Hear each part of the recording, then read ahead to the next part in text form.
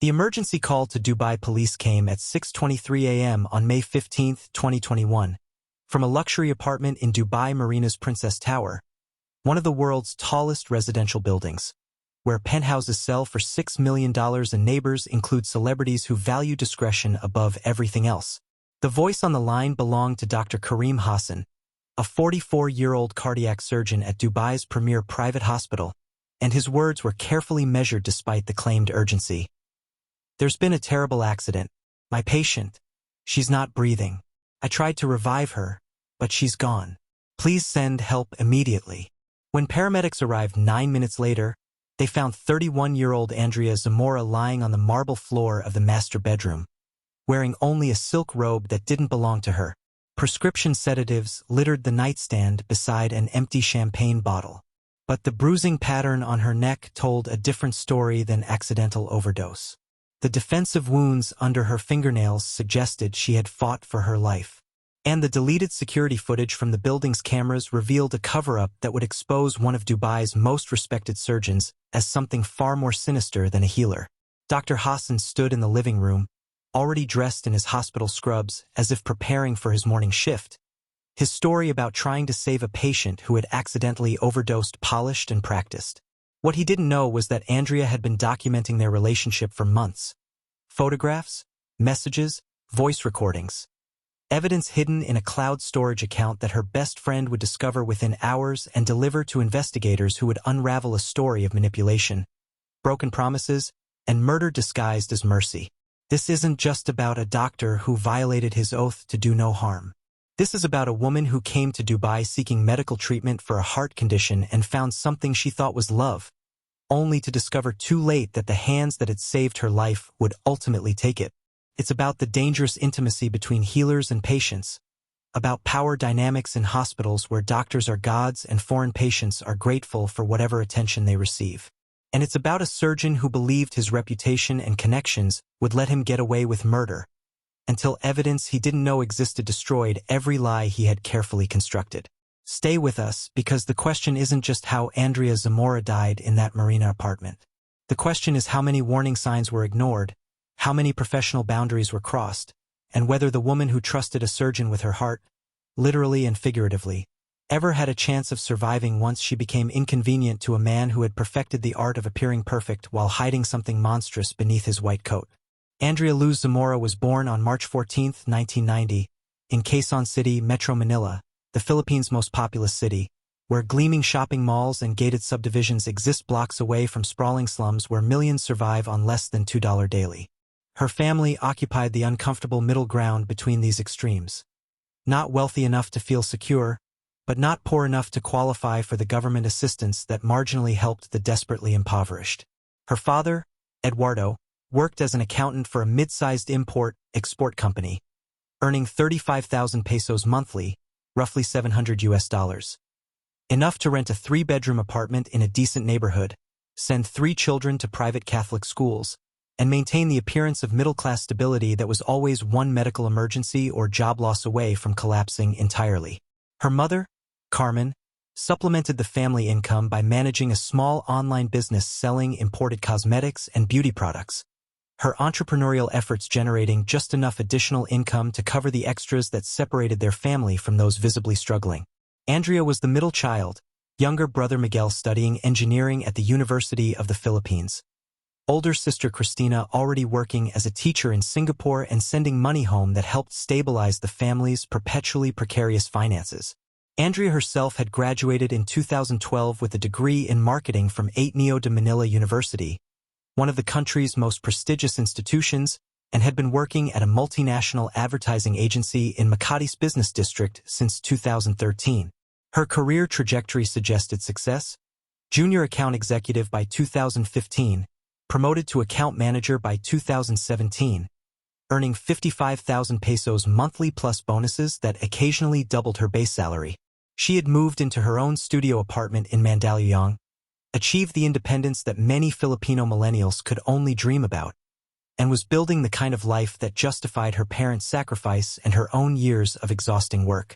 But in December 2018, at 28 years old, Andrea began experiencing symptoms that would change everything. heart palpitations that left her breathless during client presentations, chest pain that felt like an elephant sitting on her ribcage, fatigue so overwhelming that she could barely climb the stairs to her fourth-floor apartment without stopping to rest. She initially dismissed these symptoms as stress. The advertising industry's brutal hours and constant pressure created health problems for many people her age. The diagnosis came in February 2019 after she collapsed during a pitch meeting and was rushed to Manila's Cardinal Santos Medical Center. The cardiologist's words were delivered with practiced gentleness but devastating clarity. Hypertrophic cardiomyopathy, a genetic condition where the heart muscle thickens abnormally, restricting blood flow and potentially causing sudden cardiac death. Andrea's case was particularly severe.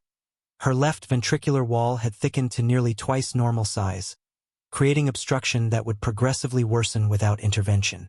The treatment options were limited and expensive. Medications could manage symptoms but wouldn't address the structural problem. Open-heart surgery to remove the excess muscle tissue was possible but carried significant risks, especially in Manila's hospitals where cardiac surgical outcomes lagged behind international standards. The specialist recommended seeking treatment abroad, specifically in Dubai, Singapore, or the United States, where advanced surgical techniques and better post-operative care offered significantly higher survival rates. The cost estimates were crushing. Surgery in Dubai would cost approximately 150,000 to 200,000 dirhams, $40,000 to $55,000 USD, depending on complications and hospital stay duration. In the Philippines, even a middle-class family couldn't accumulate that kind of money without selling assets, borrowing extensively, or seeking help from the overseas Filipino worker network that had become the country's unofficial social safety net. Andrea's family mobilized with the desperate efficiency of people facing existential crisis. Eduardo took loans against his retirement account. Carmen liquidated her business inventory and borrowed from relatives. Christina in Singapore pledged her entire savings and took an additional job teaching English online during her off hours. Miguel organized crowdfunding campaigns through social media, sharing Andrea's story with the viral desperation of someone watching his sister die while billionaires debated which yacht to purchase. By August 2019, after 7 months of fundraising that felt like 7 years, the family had accumulated 180,000 dirhams, $49,000, enough to cover basic surgical costs with minimal buffer for complications. Andrea applied for a medical visa to the UAE, submitted her medical records to Dubai's premier cardiac hospital, and waited for approval that would either save her life or represent the family's financial destruction if the surgery failed. The approval came in September 2019. She would travel to Dubai for evaluation, undergo surgery if specialists confirmed her candidacy, and remain for post-operative recovery before returning to Manila. The surgeon assigned to her case was Dr. Karim Hassan, whose credentials were impeccable medical degree from Cairo University, surgical training at Johns Hopkins in Baltimore, 15 years of experience at Dubai's top hospitals, and published research on advanced techniques for treating hypertrophic cardiomyopathy. Andrea researched Dr. Hassan obsessively before her October 2019 departure. His hospital biography showed a distinguished career and patient testimonials describing him as brilliant, compassionate, and meticulous. His social media presence suggested a sophisticated professional. Photographs at medical conferences, humanitarian missions to Africa, and carefully curated images that projected competence and caring. She felt fortunate to have been assigned to someone so qualified, never imagining that the man who would save her life would ultimately become the person who took it. She arrived in Dubai on October 8, 2019, staying initially with a distant cousin who worked as a nurse in Sharjah and who helped her navigate the overwhelming complexity of Dubai's medical system. Her first consultation with Dr. Hassan was scheduled for October 10th at the hospital's cardiology wing, a gleaming facility where the waiting room furniture cost more than most Filipinos earned annually, and where the ambient music was carefully selected to soothe anxiety while reinforcing the impression of expensive excellence. Dr. Hassan entered the consultation room with the confident warmth that had reassured thousands of terrified patients. He was handsome in the way that middle-aged professionals can be when wealth allows them to maintain their appearance. Fit, well-groomed, wearing surgical scrubs that somehow looked designer rather than institutional. His English was flawless, his manner professional but kind, and his explanation of her condition and treatment options was delivered with a patience that made her feel like the only patient in the hospital rather than one of dozens he would see that day. "Your case is serious," he told her, reviewing the echocardiogram images on his computer screen. "But you've come to the right place. I've performed this procedure hundreds of times. We're going to take excellent care of you, Andrea. You're going to be fine." The way he said her name with emphasis and warmth made her feel seen in a way that doctors in Manila had never managed. She trusted him immediately, completely, with the kind of desperate faith that terminal patients develop toward anyone offering hope. She had no way of knowing that Dr. Hassan had refined this performance through years of practice, or that his interest in her extended beyond professional obligation into territory that would violate every ethical boundary that separated healers from predators. The surgery was scheduled for October 24, 2019. Andrea spent the 2 weeks before her operation in a state of controlled terror, praying in the small chapel at her cousin's apartment complex, video calling her family daily to reassure them despite her own fear, and trying to ignore the statistics she had researched that showed even successful surgeries carried mortality rates that felt terrifyingly significant when it was your own life at stake. Dr. Hassan performed the 7-hour septal myectomy with the skill that had earned his reputation. He removed the thickened muscle tissue blocking her left ventricular outflow tract, reconstructed the disrupted anatomy, and closed her chest with sutures so precise they would leave minimal scarring. Andrea survived the surgery, woke in the ICU with pain that felt both terrible and wonderful because it meant she was alive, and began a recovery process that would keep her in Dubai for the next 6 weeks. What she couldn't know during those early days of postoperative gratitude was that Dr. Hassan had already begun viewing her differently, not as a patient whose survival proved his skill, but as an opportunity for the kind of relationship that had destroyed other patients before her and would ultimately end with her death in an apartment where she should never have been. Dr. Karim Hassan was born in 1977 in Cairo, Egypt, into an upper-middle-class family where education was religion and professional achievement was the only acceptable form of worship. His father was a professor of literature at Cairo University, his mother a pharmacist who ran a small clinic in their Heliopolis neighborhood, and his entire childhood was structured around the expectation that he would become a doctor, the profession that commanded the most respect and promised the greatest financial security in a country where economic stability was perpetually elusive. He excelled academically not through natural brilliance but through relentless discipline that his parents enforced with the kind of loving tyranny that shapes high achievers and creates emotional damage in equal measure. He graduated from Cairo University Faculty of Medicine in 2000, completed his surgical residency at Kasr El Aini Hospital, and secured a prestigious fellowship at Johns Hopkins Hospital in Baltimore through connections and credentials that distinguished him from thousands of other Egyptian doctors seeking opportunities in the West. His years in Baltimore from 2006 to 2011 transformed him from technically skilled surgeon into someone who understood that Western medicine combined clinical excellence with customer service theater. He learned to make eye contact that conveyed empathy, to modulate his voice to inspire confidence, and to deploy carefully rehearsed phrases that made patients feel uniquely valued while he was actually following standardized protocols he had delivered thousands of times. He also learned that American women found him attractive in ways that Egyptian women hadn't. His exotic accent, his surgeon's hands, his ability to discuss both cardiac anatomy and Renaissance art made him fascinating to nurses, pharmaceutical reps, and hospital administrators who viewed relationships with foreign doctors as sophisticated rather than problematic. He had several affairs during his Baltimore years, relationships that ended when his fellowship concluded, and he relocated to Dubai in 2011 without mentioning the girlfriend who had been planning their future or the coworker who discovered she was pregnant 2 weeks after he departed. Dubai represented the perfect combination of Western salaries and Middle Eastern lack of accountability. He earned 85,000 dirhams monthly, $23,000, more than 10 times what he could make in Cairo and enough to support a luxurious lifestyle while sending money to his parents in Egypt. The tax-free income, the luxury apartment the hospital provided, the social status that came from being a surgeon in a city obsessed with prestige. Everything about Dubai amplified the worst aspects of his personality while providing no consequences for behavior that would have destroyed his career in more regulated environments. His marriage to Layla, an Egyptian pharmacist he met through family connections in Dubai, occurred in 2013 and was more strategic alliance than romantic partnership. She wanted security and status. He wanted the respectability that marriage provided while maintaining the freedom to pursue other relationships with the discretion that Dubai's transient population made easy.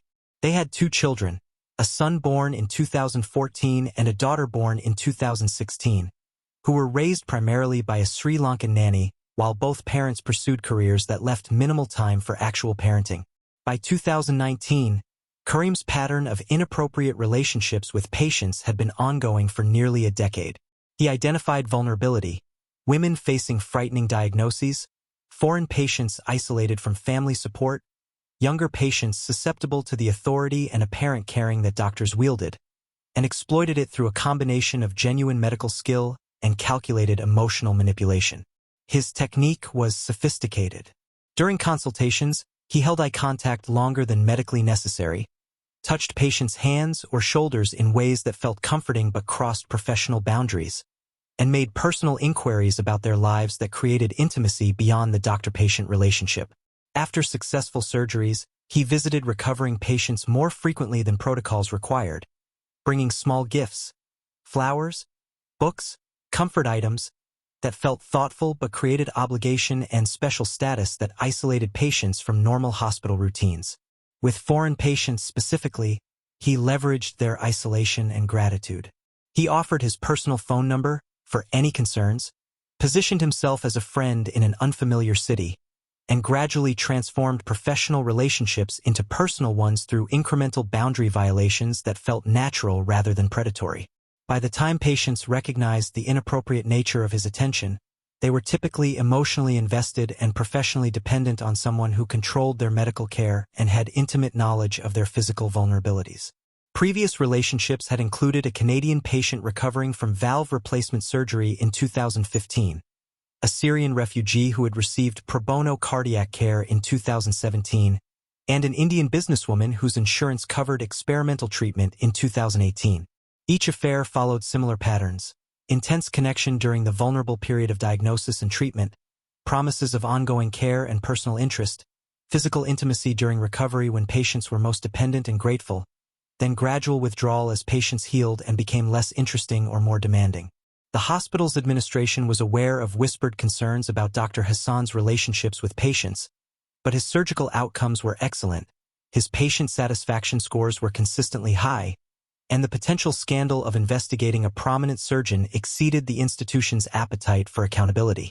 Complaints were dismissed as misunderstandings or cultural differences, while Dr. Hassan received informal warnings that were delivered with winks and tacit approval for behavior that everyone understood was inappropriate but no one wanted to formally address.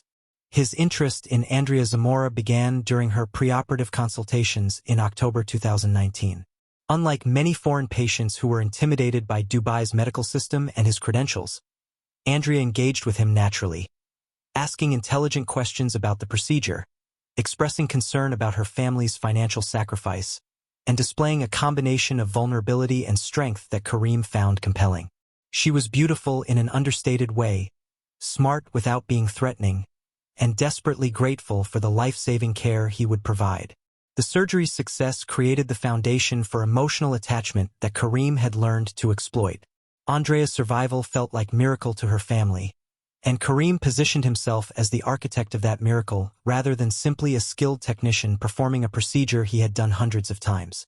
During her post-operative recovery, he visited her room daily, staying longer than necessary, sharing details about his own life that created false intimacy, and gradually transforming their relationship from doctor-patient to something that felt like friendship and would eventually become something far darker.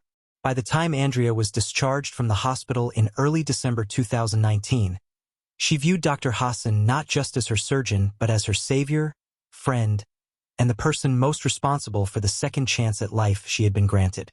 This gratitude, combined with her isolation in Dubai during her extended recovery period, created the perfect conditions for Karim to initiate a relationship that would violate professional ethics, destroy her trust, and ultimately end with her murder when she became inconvenient to a man who viewed women as temporary acquisitions rather than human beings deserving of the care and respect he pretended to provide. Andrea's post-operative recovery required her to remain in Dubai for 6 weeks, rather than the initially planned 3, Complications with fluid retention and irregular heart rhythms necessitated extended monitoring and medication adjustments that couldn't be safely managed if she returned to Manila. Her cousin's small Sharjah apartment, already crowded with 3 family members, couldn't accommodate an extended stay, forcing Andrea to find alternative housing during her recovery period. Dr. Hassan offered a solution that seemed generous at the time. A small furnished studio apartment in Discovery Gardens that the hospital maintained for international patients requiring extended post-operative care. The rent would be minimal, 3,000 dirhams monthly, $817, far less than market rate and justified as part of the hospital's international patient services.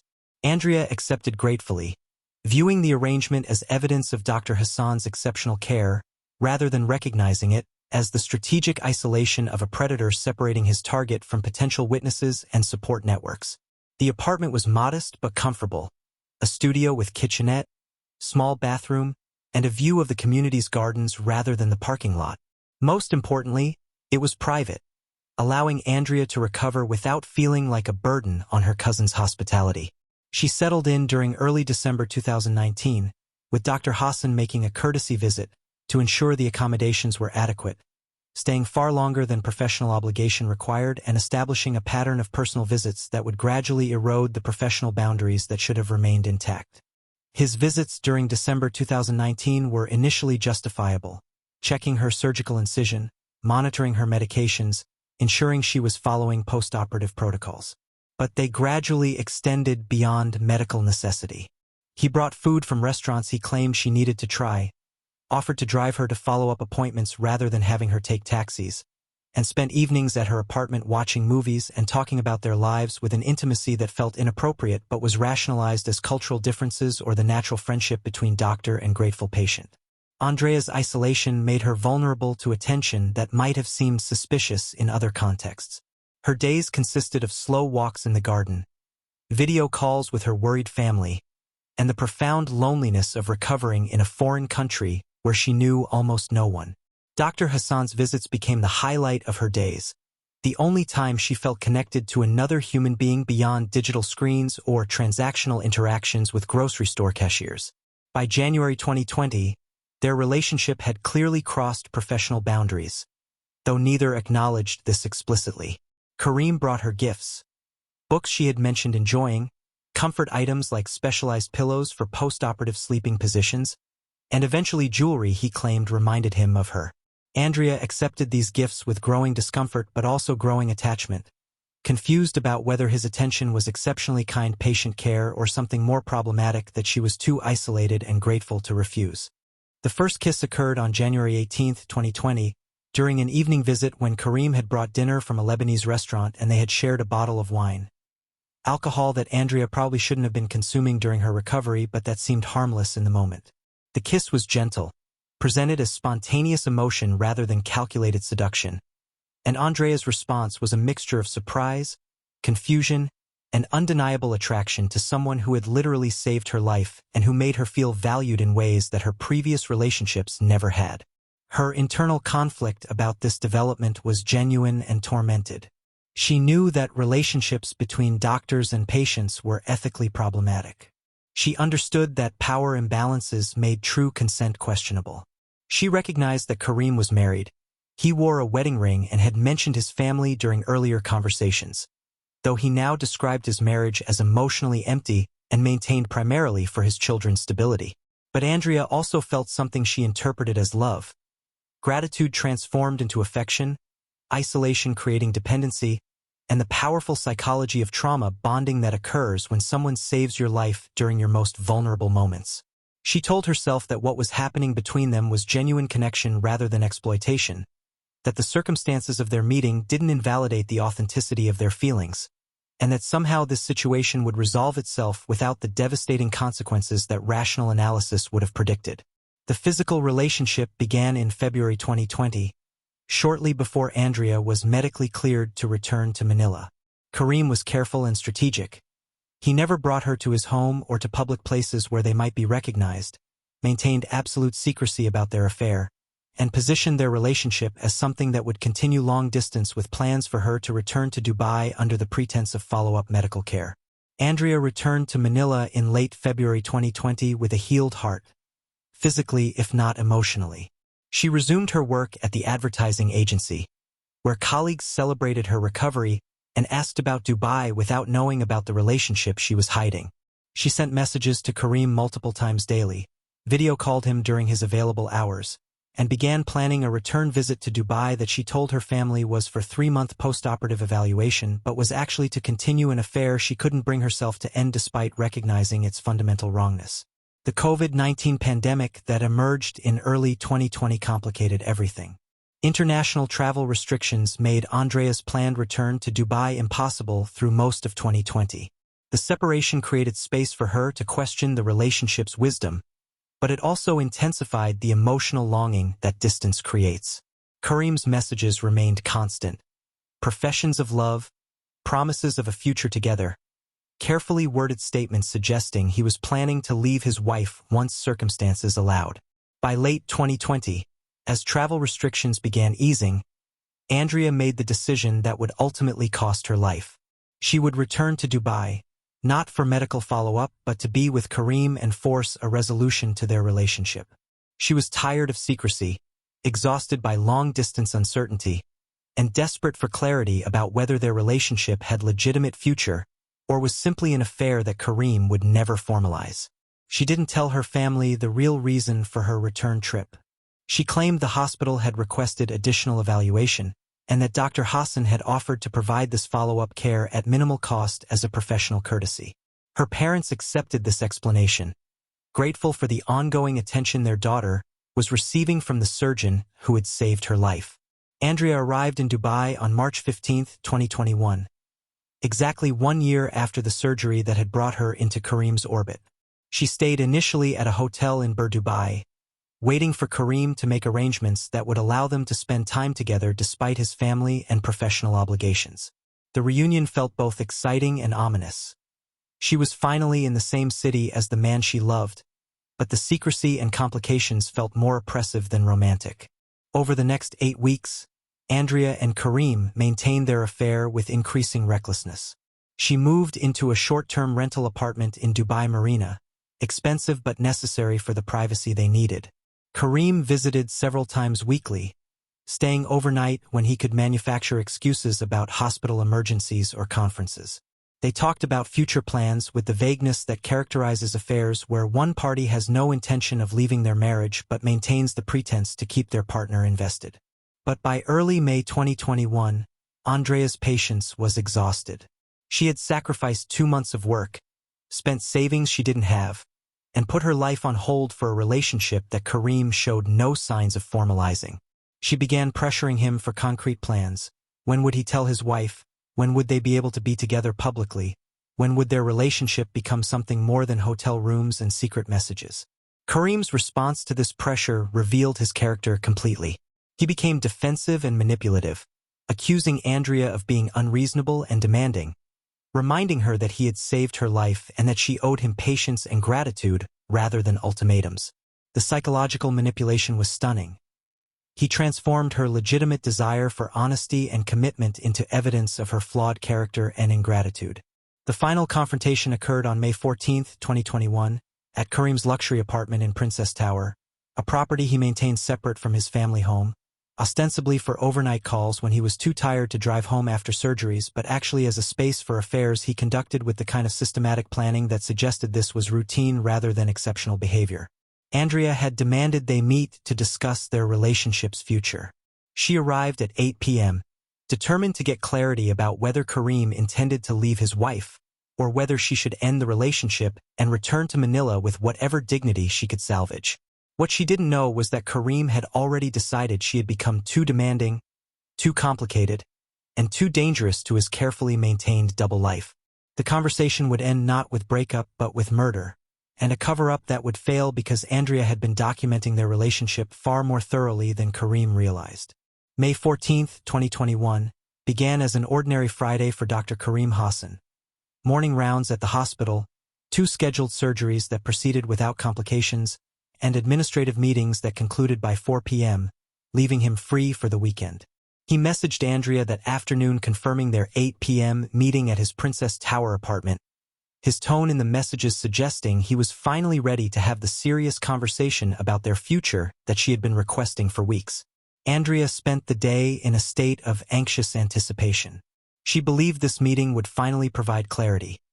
Either Karim would commit to leaving his wife and building a legitimate relationship, or she would end the affair and return to Manila to rebuild her life. She prepared carefully, wearing a dress Karim had once complimented, bringing a bottle of wine she knew he enjoyed, and rehearsing the ultimatum she planned to deliver if he continued avoiding concrete commitments. She arrived at Princess Tower at 7:53 p.m., using the private elevator code Karim had provided for previous visits. The apartment was on the 72nd floor, a two-bedroom unit with floor-to-ceiling windows offering panoramic views of Dubai Marina and the Arabian Gulf beyond. The space was expensively furnished but felt impersonal, more like a hotel than a home, with none of the personal touches that would suggest anyone actually lived there. Karim greeted her with the warmth he had deployed during their entire relationship. A kiss, compliments about her appearance, small talk about her day that felt caring rather than predatory. He opened the wine she had brought, poured 2 glasses, and suggested they sit on the balcony to enjoy the evening breeze and sunset views that cost $6 million to obtain. The conversation began civilly enough. Andrea expressed her feelings about the relationship, her love for Karim, her appreciation for everything he had done for her, but also her frustration with the secrecy and uncertainty that had defined their time together. She told him she needed to know whether he was serious about their future or whether she was wasting her time and emotional investment on someone who would never leave his marriage. Karim's response followed his established pattern of manipulation. He validated her feelings, expressed his own frustration with circumstances beyond his control, and made vague promises about working toward a future together while avoiding any specific timeline or commitments. He reminded her that his children complicated any divorce plans, that his wife's family connections made separation legally and socially complex, and that he needed her to be patient while he figured out the best approach. But Andrea had heard these excuses too many times. Her voice rising with frustration, she demanded concrete action. Tell your wife this weekend, file for separation within a month, or admit that you have no intention of ever leaving your marriage and you've been lying to me for 18 months. The ultimatum shattered Karim's carefully maintained composure. His voice took on an edge she had heard only once before, when a surgical complication had threatened a patient and he had snapped at nursing staff with the imperious cruelty that surgeons deploy when they need someone to blame. "You're being unreasonable," he said coldly. "After everything I've done for you, everything I've given you, this is how you respond? With threats and ultimatums." Andrea's response was immediate and devastating. "You didn't give me anything, Karim. You performed surgery I paid for. And everything since then has been manipulation disguised as love. I want to know the truth. Do you love me enough to actually change your life? Or am I just entertainment for when you're bored with your wife?" The accusation of manipulation triggered something dark in Karim's psychology. His entire self-image was built on being the good guy, the healer, the caring doctor, the man who saved lives and helped people. Having Andrea reframe his behavior as exploitation rather than generosity wounded his narcissism in ways that unleashed rage he typically kept carefully controlled. "You want truth?" he said, his voice barely above a whisper. "Here's truth. You were a patient, nothing more. You think you're special because I showed you attention? I do this with patients all the time. You're not unique. You're just another grateful foreign patient who confused professional courtesy with something more significant." The cruelty of this statement was calculated and devastating. Andrea's face showed the emotional impact. Her entire understanding of their relationship recontextualized in a single brutal sentence.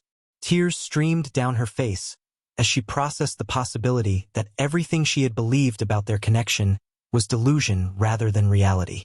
"You're lying," she said, her voice breaking. "You told me you loved me. You said you wanted a future together." Karim's response was even more brutal. "I said what I needed to say to keep you from becoming difficult. And now you're being exactly what I was trying to avoid: dramatic, demanding, and inconvenient." What happened next would be disputed during the trial, but forensic evidence provided undeniable reconstruction. Andrea stood to leave, unwilling to endure further humiliation. Karim grabbed her arm to prevent her departure. Not violently at first, but firmly enough to make clear she couldn't leave until he decided the conversation was over. Andrea pulled away forcefully, and the struggle that followed escalated with terrifying speed. Karim's hands went to her throat, initially to silence her, then to control her, and finally to kill her when he realized she was fighting too hard and that neighbors might hear the commotion. The strangulation lasted approximately 3 minutes, with Andrea scratching at his hands and face, creating defensive wounds that would undermine his later claims of accidental death. When Andrea's body went limp, Karim released his grip and watched her collapse onto the marble floor. The realization of what he had done created immediate panic, not moral horror at having killed someone, but practical fear about the consequences to his reputation, career, and freedom. His medical training kicked in automatically, checking for pulse and finding none, confirming that the woman he had claimed to love just minutes earlier was now dead by his hands. The cover-up began immediately. Karim spent 90 minutes staging the scene to suggest accidental overdose, placing Andrea's body on the bedroom floor, scattering prescription medications on the nightstand, sedatives he kept for his own use, and positioning an empty wine bottle to suggest she had consumed too much alcohol mixed with pills. He cleaned under her fingernails as best he could, removing evidence of their struggle, and used makeup to cover the bruising on her neck that suggested strangulation rather than overdose. His most critical mistake was accessing the building's security system to delete footage showing Andrea arriving at his apartment. But the deletion itself created a data gap that investigators would immediately identify as tampering, and backup footage stored on remote servers would ultimately capture everything he tried to erase. At 6:23 a.m. on May 15th, after rehearsing his story and ensuring the scene looked consistent with accident rather than murder, Karim called emergency services with his carefully prepared script about trying to save a patient who had accidentally overdosed. He showered quickly, dressed in his hospital scrubs to reinforce his identity as healer rather than killer, and waited for the paramedics who would arrive 9 minutes later and begin the investigation that would destroy every lie he had constructed. The responding paramedics noticed inconsistencies immediately. Andrea's body exhibited rigor mortis, suggesting she had been dead for several hours, contradicting Dr. Hassan's claim of just discovering her unresponsive 30 minutes earlier. The bruising pattern on her neck was consistent with manual strangulation rather than accidental asphyxiation. And the suspicious absence of security footage created immediate questions that escalated the case from tragic accident to potential homicide within the first hour of investigation. Lieutenant Sarah Mansouri, a 12-year veteran of Dubai Police's Criminal Investigation Department, arrived at Princess Tower at 7:45 a.m. and immediately recognized the staged scene for what it was. The medications scattered on the nightstand were positioned too perfectly, not the chaotic disarray of someone actually overdosing. The wine bottle had been wiped clean of fingerprints. And most damning, the defensive wounds under Andrea's fingernails contained skin cells that DNA analysis would prove belonged to Dr. Hassan.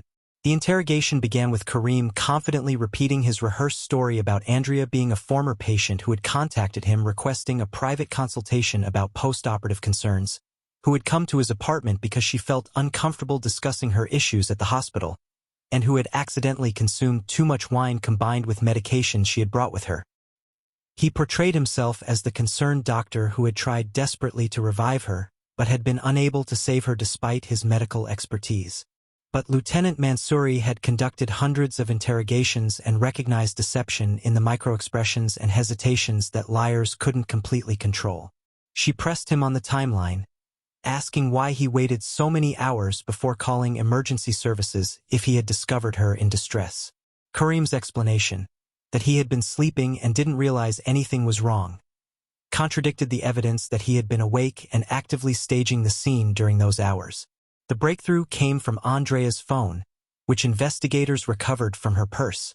The device was protected by biometric security, but police obtained a warrant to access it through forensic extraction tools. What they discovered destroyed every element of Karim's story. Months of messages proving their affair, photographs documenting their relationship, and most damning, voice recordings Andrea had made of their conversations, including the final argument on May 14th that captured Karim's cruel dismissal of their relationship and the sounds of struggle that preceded her death. Andrea had been documenting their relationship meticulously, initially as mementos of what she believed was a great love story, but increasingly as evidence she was gathering in case Karim's promises proved false. Her cloud storage account contained hundreds of messages, photographs of them together in his apartment and hotel rooms, and recordings of conversations where Karim made explicit promises about leaving his wife and building a future with Andrea. Evidence that would prove he had been systematically manipulating her while never intending to honor his commitments. Most devastating was a video message Andrea had recorded on May 13th, the day before her death, addressed to her best friend in Manila and configured to send automatically if Andrea didn't check in within 48 hours. In the video, Andrea described the relationship, expressed her fears about Karim's intentions, and stated explicitly that if anything happened to her, investigators should look carefully at Dr. Karim Hassan because she was going to confront him with an ultimatum that might provoke a dangerous response. "If you're watching this," Andrea said in the video, tears streaming down her face, "it means something has happened to me. I know what I'm doing tomorrow is risky. Karim has told me he loves me, but I don't know if I can trust him anymore. If anything happens, please make sure the truth comes out. Don't let him say it was an accident." This video, combined with the forensic evidence and the recovered messages, transformed the case from questionable accident to clear homicide. Dubai police arrested Dr. Karim Hassan on May 16, 2021, charging him with premeditated murder, evidence tampering, and abuse of professional position. The arrest sent shockwaves through Dubai's medical community, and international headlines about the surgeon who killed his patient made Andrea's death a symbol of doctor-patient relationship dangers and the power imbalances that enable predatory behavior. The trial of Dr. Karim Hassan began in September 2021 at Dubai court and lasted 14 weeks, becoming one of the most closely watched criminal cases in UAE history. The prosecution's case was methodical and overwhelming.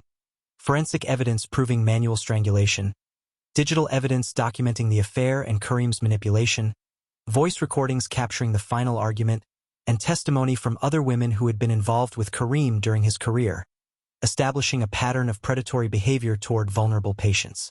Karim's defense team pursued multiple strategies, all of which ultimately failed. They initially claimed the death was accidental, that the struggle had been mutual, and that Karim had been defending himself when Andrea became violent. But the forensic evidence contradicted this, showing that Andrea's defensive wounds were consistent with someone fighting off an attacker rather than initiating violence. They then attempted to portray Andrea as a seductress who had manipulated Karim, claiming she had pursued the relationship and threatened to expose him if he didn't leave his wife. But Andrea's messages showed clearly that Karim had initiated the relationship, made promises he never intended to keep, and manipulated her gratitude and isolation into emotional dependency that he exploited for sexual access without commitment. The defense's most desperate argument was temporary insanity, that Andrea's ultimatum had created a psychological break that impaired Karim's judgment. But his careful staging of the crime scene and his rehearsed emergency call demonstrated clear consciousness and planning, undermining any claim of diminished capacity. Testimony from previous patients was particularly damaging. 3 women came forward to describe similar patterns: relationships that began during vulnerable medical situations, promises of love and future together, sexual relationships that continued during and after treatment, then abandonment when they became too demanding or when Karim found new targets. One woman, a Canadian cardiac patient from 2015, testified that Karim had ended their relationship by simply stopping all communication, blocking her phone number, and instructing the hospital that she should be assigned to a different physician for follow-up care without any explanation. "He made me feel like I was special, like our connection was unique and meaningful," she testified through tears. "But I was just entertainment for him, and when I wanted more than he was willing to give, I was discarded like I had never mattered at all." Andrea's family attended the trial daily. Her parents flew to Dubai despite their terror of international travel and their limited English, determined to witness justice for their daughter. Her mother, Carmen, testified about Andrea's character, her dedication to family, her faith, and the trust she had placed in the surgeon who had saved her life before taking it. "My daughter believed in the goodness of doctors," Carmen said through a Tagalog interpreter. "She trusted that the man who healed her heart would not break it. She was wrong, and we will never forgive the man who killed her while pretending to love her. The verdict, delivered on December 15, 2021, found Dr. Karim Hassan guilty of premeditated murder, acknowledging that while the killing may not have been planned days in advance, his decision to strangle Andrea during their argument demonstrated intentional lethal force rather than accidental death. He was sentenced to life imprisonment, 25 years without possibility of parole, followed by deportation to Egypt. The medical board stripped Karim of his license to practice medicine, noting that his abuse of the doctor-patient relationship represented one of the most egregious violations of professional ethics they had ever adjudicated.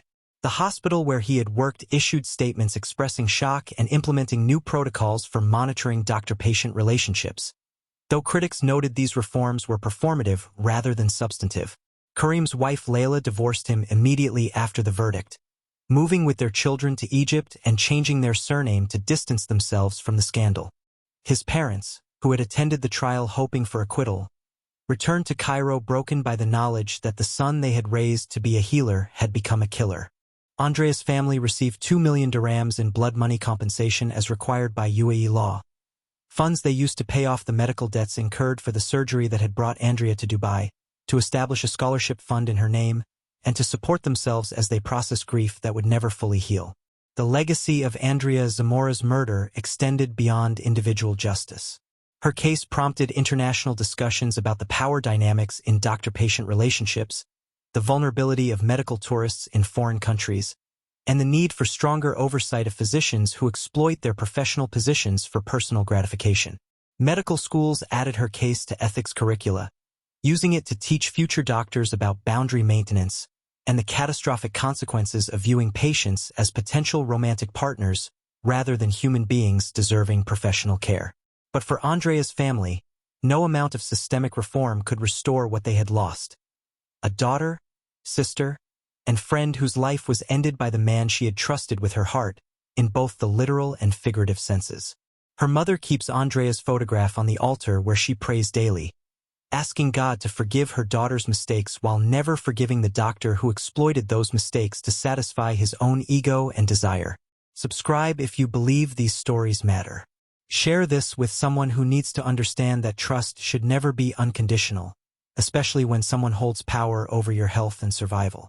And remember, the difference between healer and killer can be as simple as ego meeting rejection, so choose carefully who you trust with your life, because some people view your gratitude as permission to take whatever they want, and your life as disposable when you demand the respect they promised but never intended to provide.